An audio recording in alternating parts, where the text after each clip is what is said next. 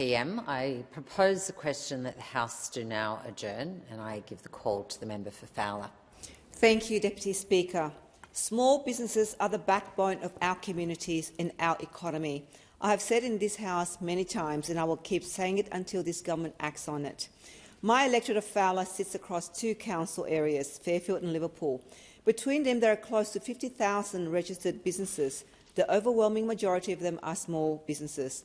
Behind every single one is a hard-working family, many of them first- and second-generation migrants who arrived here with nothing and built a life over generations. For them, a business is not just a livelihood. It is independence, it is security, it is the reason their children have choices they never had. Our sector is as diverse as our people. The family-owned Vietnamese fruit shop near my office, Trooper Lou's motorbike garage in Moorebank, Farage, the tailoring house that still cuts and sews in factory in Surrey Hills and supplies uniform to the Royal Australian Navy, the Australian Army and the Royal Australian Air Force. They tell me that work is now being reduced.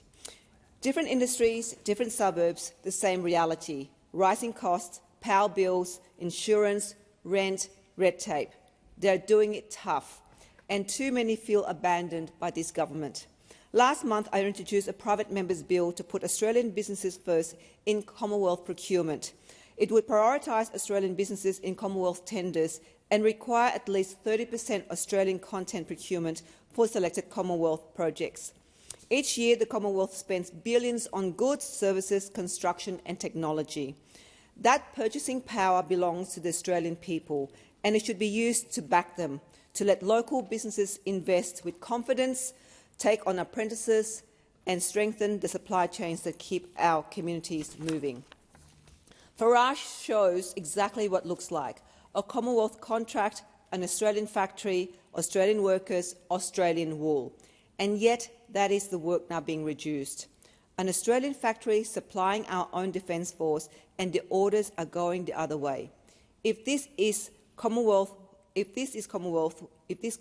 will not back Australian manufacturing in its own uniforms, where exactly will it?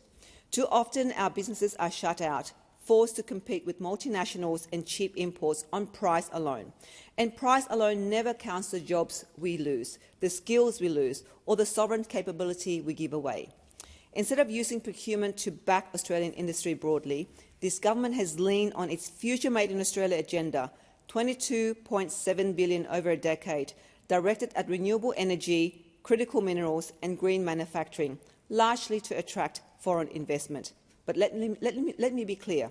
I'm not against clean energy or investing in new industries. But a future made in Australia cannot mean a future made in only a handful of chosen industries.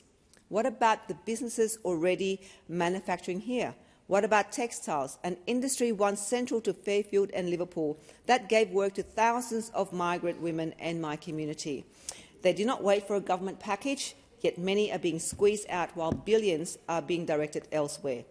So I ask this government three things: bring my bill on for debate, strengthen the Commonwealth procurement rules so Australian content is a requirement, not an afterthought, and report to this parliament on how much of that spend actually reaches small businesses in regions like mine.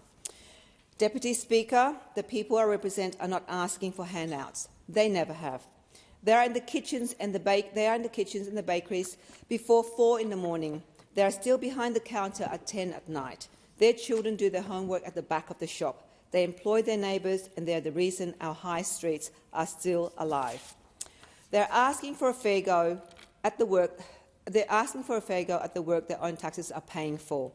The least this parliament can do is buy what they make. Thank you, Speaker.